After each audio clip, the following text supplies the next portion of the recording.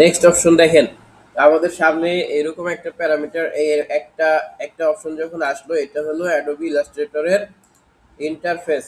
এটা কি Adobe ইলাস্ট্রেটরের interface? এইখানে দেখেন বাম পাশে এই যে জায়গাটা আছে, এটাকে বলা হয় কি টুলবার। এটাকে বলা হয় টুলবার। আমরা এই টুলবার সম্পর্কে একটু কাজ দেখব, এবং উপরে দেখেন এই যেগুলো আছে, এটা হলো মেইন মেনু বার। ঠিক আছে, এটা হলো অ্যাপ্লিকেশন টুল মেনু বার, আর এটা হলো টুল। হ্যাঁ, এই টুলগুলোর মধ্যে প্রথমেই আছে সিলেকশন টুল। প্রথমে কি আছে এখানে? Selection tool. এই সিলেকশন টুল মানে হলো, আপনারা এতদিন যে ফটোশপ করেছেন, এখানে মুভ টুলের কাজ দেখছি না আমরা? মুভ টুলে যেই কাজ হয়, সিলেকশন টুলেও একই কাজ হয়। ক্লিয়ার? সিলেকশন টুল দিয়ে আমরা কি করতে পারি? কোনো শেপ বা কোনো ছবি বা কোনো অবজেক্টকে আমরা সিলেক্ট করতে পারি, ধরে নিয়ে মুভ করতে পারি, নাড়াচাড়া করতে পারি। ঠিক আছে, এরপরে আসেন ডিরেক্ট সিলেকশন টুল। এই ডিরেক্ট সিলেকশন টুলের মধ্যে ক্লিক করলে আমরা একটা শেপকে বা একটা অবজেক্টকে সিলেক্ট করতে পারি এবং উহাকে এডিট করতে পারি। ওটাকে আমরা মডিফাই করতে পারি। ক্লিয়ার? তো এরপরে দেখেন এখানে আছে হলো ম্যাজিক, এইটাকে বলা হয় ম্যাজিক ওয়ান্ড টুল। তারপরে আছে লেসো টুল। এই ম্যাজিক ওয়ান্ড টুল আর লেসো টুল, এই দুইটার ব্যবহার অ্যাডোবি ইলাস্ট্রেটরের খুবই কম। এরপরেই দেখেন আছে হলো পেন টুল। আমরা পেন টুলের কাজ ভালো পারি না? পেন টুলের কাজ কিন্তু আমরা ভালোই পারি। পেন টুলের অত্যাচারে আমরা অতিষ্ঠ, নাকি? আমরা এখন দেখেন এই পেন টুলের মধ্যে, ফটোশপের পেন টুল তো দেখছি আমরা কিরকম। এখানে পেন টুলের মধ্যে একটা রাইট বাটন ক্লিক করেন, অনেকগুলো অপশন আসবে, চারটা আসবে। প্রথমে আছে পেন টুল, তারপরে আছে অ্যাড অ্যাঙ্কর পয়েন্ট টুল, এরপরে মাইনাস ডিলিট অ্যাঙ্কর পয়েন্ট টুল, এরপরে হলো অ্যাঙ্কর পয়েন্ট টুল। এই টুলগুলো নিয়ে আমরা আজকে একটু আলোচনা করব। প্রথমে দেখেন আছে হলো পেন টুল। কিবোর্ড থেকে পি বাটন ক্লিক করলেই পেন টুল ওপেন হয়ে যায়, নাকি? এই পেন টুল যখন ওপেন করি, তখন আমাদের সামনে এরকম একটা অপশন চলে আসে। ক্লিয়ার? এই অপশনটা যখন আসে, আমরা তখন পেন টুল দিয়ে যদি সোজা কোনো দাগ দিতে চাই, একটা ক্লিক করে ধরলে কি হয়? এখানে কি তৈরি হয় বলুন তো? পেন টুল দিয়ে একটা ক্লিক করলে এটা তৈরি হলো একটা অ্যাঙ্কর পয়েন্ট। এখন এই পেন টুলের মূল কাজ কি? পাথ তৈরি করা, তাই না? পাথ তৈরি করা। আমরা শিফট ধরে এরকম সামনে আগাচ্ছি, সোজা একটা দাগ হচ্ছে, তাই না? সোজা একটা দাগ হলো। আমরা এই পর্যন্ত একটা দাগ নেব, সোজা নেব, এখানে একটা ক্লিক করে দিলাম। এই যে এখানে একটা আর একটা অ্যাঙ্কর পয়েন্ট তৈরি হলো। তো আমরা চাচ্ছি যে, আচ্ছা এখন কেউ কাজ করেন না, এখন দেখেন আমরা চাচ্ছি যে এরপরে এটা আর রাখবো না, এখানে শেষ করে ফেলবো। তাহলে কি করবো? এখানে কিবোর্ড থেকে ইএসসি বাটন ক্লিক করব। ইএসসি বাটন ক্লিক করলে এইখান থেকে এই পাথ লাইনটা আমাদের এখান থেকে ছুটে যাবে। তারপরে আমরা ক্লিক করব হলো এই যে সিলেকশন টুল। এই সিলেকশন টুলের কাজ এখন বুঝছি, নাকি? এই সিলেকশন টুলে ক্লিক করলে আমরা এটাকে সিলেক্ট করে বিভিন্ন জায়গায় নাড়াচাড়া করতে পারি, নাকি? এটা দেখলাম হলো পেন টুল এবং সিলেকশন টুলের কাজ। তারপরে আসেন এই পেন টুলের মধ্যে আরেকটা click, double right button click করলে এখানে আসে হলো অ্যাড অ্যাঙ্কর পয়েন্ট টুল। কি আসে এখানে? Add anchor point tool. এই অ্যাড অ্যাঙ্কর পয়েন্ট টুলে ক্লিক করলে এখানে যে জায়গার পাথের মধ্যে একটা নতুন অ্যাঙ্কর পয়েন্ট যুক্ত করতে চাইলে, এই পাথ যেখানে লেখা আসবে, একটা ক্লিক করলে এটা একটা অ্যাঙ্কর পয়েন্ট তৈরি হবে। আবার পাথের মধ্যে একটা ক্লিক করলে এখানে আরেকটা তৈরি হলো। আবার এখানে আরেকটা ক্লিক করলে আরেকটা অ্যাঙ্কর পয়েন্ট তৈরি হলো। ঠিক আছে, এবারে আমরা একটু ডিরেক্ট সিলেকশন টুলের কাজ দেখব। এই যে ডিরেক্ট সিলেকশন টুলে ক্লিক করলে কি হবে দেখেন, এটার মধ্যে ক্লিক করে দিলে দেখেন এই যে পয়েন্টগুলো আছে না, এই পয়েন্টগুলো ধরে ধরে আপনি মডিফাই করতে পারবেন।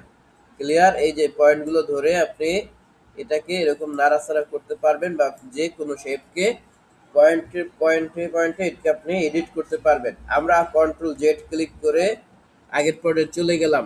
এরপর দেখেন এই পেন টুলের পাশেই আরেকটা টুল আছে, এইটাকে বলা হয় কার্ভেচার টুল। এটাকে কি টুল বলে? আমরা এটা পরে দেখছি। এই পেন টুলের মধ্যে 2 নম্বরে আরেকটা অপশন 3 নম্বরে আছে, এটা হলো ডিলিট অ্যাঙ্কর পয়েন্ট। খেয়াল করেন, এটার কাজ একটু দেখবো। আমরা এর আগে এইখানে চলে গেলাম হলো ডিরেক্ট সিলেকশন টুলে। ধরেন এটাকে আমরা এরকম উল্টা পাল্টা করে দিলাম, এইভাবে এটাকে এডিট করে দিলাম। ঠিক আছে, এখন মনে হইলো যে আমরা এই যে অ্যাঙ্কর পয়েন্টগুলো নিয়েছিলাম, এই পয়েন্টগুলো ভুল ছিল, আমরা এই পয়েন্টগুলোকে এখন ডিলিট করতে চাই। সেক্ষেত্রে কি করব, অ্যাঙ্কর পয়েন্টের এই পেন টুলের এখানে রাইট বাটন ক্লিক করে ডিলিট অ্যাঙ্কর পয়েন্ট টুলটাকে যখন চালু করব, তখন আমরা ধরেন এই জায়গাটাতে যেখানে অ্যাঙ্কর পয়েন্টের কাছে যদি মাউসের কার্সরটা নিয়ে আসি, মাইনাস চিহ্ন আসছে না একটা, এটাতে ক্লিক করে দিলে এটা এরকম সোজা হয়ে গেল। খেয়াল করেন, ধরেন একটা দড়ি মাঝখানে গিট দিয়ে আমরা দেয়ালের ওই কর্নারে লাগাইছি, আবার আরেকটা গিট দিয়ে এই পাশে বাঁকা করছি। এখন যদি এই দড়ির গিটটাকে আমরা ছুটাই দেই তাহলে সোজা হয়ে যাবে না? ঠিক সেই রকমই এটা, এই যে পয়েন্ট অ্যাঙ্কর পয়েন্টগুলোকে ডিলিট করে দিলে এই জায়গাটুকু সোজা হয়ে যাচ্ছে, তাই না? তারপরে ধরেন এই আমরা যদি সবটুকু অ্যাঙ্কর পয়েন্ট এটাও ডিলিট করে দেই তাহলে কি হলো, সোজা হয়ে গেল। আবার এটাও ডিলিট করে দিলে সোজা হয়ে যাবে। তা এখন এই কর্নারের যে অ্যাঙ্কর পয়েন্ট আছে এটাকেও যদি ডিলিট করে দেই তাহলে কি থাকবে? কিছুই থাকবে না, এই পাশে শুধু একটা বিন্দু থাকবে, তাই না? আবার এটাকেও ডিলিট করে দিলে আর কিছুই থাকবে না, শেষ। সবগুলো পয়েন্ট আমাদের শেষ হয়ে গেল নাকি? ওকে। এরপরে দেখেন, এরপরে খেয়াল করেন, আমরা কন্ট্রোল জেড দিয়ে আবার একটু আগের পর্যায়ে এই সোজা লাইনটাতে চলে আসলাম, ঠিক আছে? এখন আসেন, এই অ্যাঙ্কর পয়েন্টের মধ্যে রাইট বাটন ক্লিক করলে, এই যে পেন টুলের মধ্যে রাইট বাটন ক্লিক করলে লাস্টে যে পয়েন্টটা আসছে এটাকে হলো অ্যাঙ্কর পয়েন্ট টুল। কিবোর্ড থেকে শিফট সি বাটন ক্লিক করলেও এই অ্যাঙ্কর পয়েন্ট টুল অ্যাক্টিভ হয়। অ্যাঙ্কর পয়েন্ট টুলের কাজ কি দেখেন, অ্যাঙ্কর পয়েন্ট টুলের কাজ হলো পাথের মধ্যে ধরে নিয়ে এই এই পাথটাকে প্রত্যেকটা অ্যাঙ্কর পয়েন্টের উপর ভিত্তি করে এডিট করা। এটাকে ধরে যদি টান দেই তাহলে অ্যাঙ্কর পয়েন্টটা মডিফাই হবে। আবার দেখেন এখানে দুইটা হ্যান্ডেল চলে আসবে, প্রত্যেকটা অ্যাঙ্কর পয়েন্টে একটা করে হ্যান্ডেল চালু হবে। এই হ্যান্ডেলগুলোকে আমরা যদি ধরে এভাবে টান দেই তাহলে এইরকম একটা শেপ, এক লাইনগুলোকে আমরা এভাবে আঁকা বাঁকা করতে পারবো, ঠিক আছে? বুঝা গেছে? ওকে।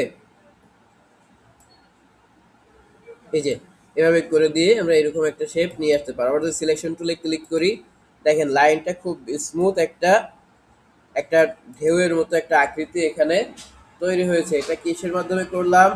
অ্যাঙ্কর পয়েন্ট টুল দিয়ে, ঠিক আছে? আচ্ছা, এরপরে আমরা কন্ট্রোল জেড দিয়ে আবার একটু আগের পর্যায়ে চলে যাই, এখানে আসলাম। এরপর দেখেন এখানে আছে হলো কার্ভেচার টুল। এই কার্ভেচার টুলের দিকে একটু খেয়াল করি। কার্ভেচার টুলের কাজ হলো কার্ভ করা, স্মুথলি কার্ভ করা, খুবই স্মুথলি এটা কি করবে? কার্ভ করবে। এর আগে আমরা একটু কয়েকটা পয়েন্ট দিয়ে নেই, অ্যাঙ্কর পয়েন্ট দিছিলাম মনে আছে কিভাবে? অ্যাড অ্যাঙ্কর পয়েন্ট, এটার মধ্যে ধরেন কয়েকটা অ্যাঙ্কর পয়েন্ট দিলাম, এই একটা দিলাম, এই আরেকটা দিলাম, দুইটা দিলাম। এখন আমরা কার্ভেচার টুলটাকে ওপেন করি। এই কার্ভেচার টুলটা যখন ওপেন করব তখন দেখেন পাথের মধ্যে যখনই মাউসের কার্সরটা রাখবেন তখনই একটা প্লাস চিহ্ন দেখা যাবে। এই পাথের মধ্যে যখন প্লাস চিহ্ন দেখা যাবে তখন ধরেন আমরা এরকম উপরের দিকে টান দিলাম, এই যেটা উপরের দিকে স্মুথ একটা কার্ভ তৈরি করবে, খুবই স্মুথ একটা কার্ভ তৈরি করবে। আবার এই পরেরটাতে আসলাম, দেখেন এই যে অ্যাঙ্কর পয়েন্ট দিছিলাম ওইখানে কিন্তু থেমে গেছে এটা। এখানেও আমরা নিচের দিকে এরকম একটা পাথ, একটা কার্ভ তৈরি করলাম, ঠিক আছে? আবার এখান থেকে উপরের দিকে এরকম টান দিলে এই কার্ভেচার টুলের কাজ হলো যেখান থেকে ক্লিক করে ধরবেন ওইখানে একটা পয়েন্ট তৈরি করবে এবং স্মুথ একটা কার্ভ সে তৈরি করবে। দেখেন এখন এটাকে আমরা সরাবো কিভাবে, এটাকে আলাদা করব কিভাবে? কিবোর্ড থেকে ইএসসি বাটন ক্লিক করলে এটা চলে যাবে। এবারে আমরা সিলেকশন টুলে ক্লিক করলাম, তাহলে এটা এরকম একটা স্মুথ লাইন আমাদের সামনে তৈরি হলো। খেয়াল করেন, কোনো একটা শেপ যখন আমরা তৈরি করি, সিলেক্ট করে মুভ, এই সিলেকশন টুল দিয়ে সিলেক্ট করার পরে এর মধ্যে এই লাইনের মধ্যে মাউসের কার্সরটা নিয়ে এসে অল্টার বাটন ক্লিক করে ধরে যদি এরকম হালকা নিচে নামাই তাহলে কি হলো এটা? আচ্ছা আমাদের এটা কি বলে, একটু সেভ করে নেই। হ্যাঁ, এটা সেভ করে নিলাম। আমাদের কিন্তু এই যে এইটা যেটা তৈরি হয়েছে এটাকে কি বলা হয়?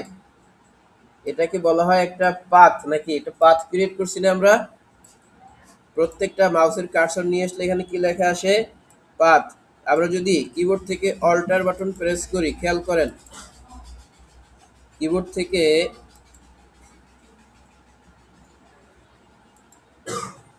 আমরা আমাদের ফিল কালার এবং স্ট্রোক কালার নিয়ে এটার পরে আলোচনা করব, ঠিক আছে? আচ্ছা, সাপোজ এটাকে কি বলা হয়? একটা পাথ।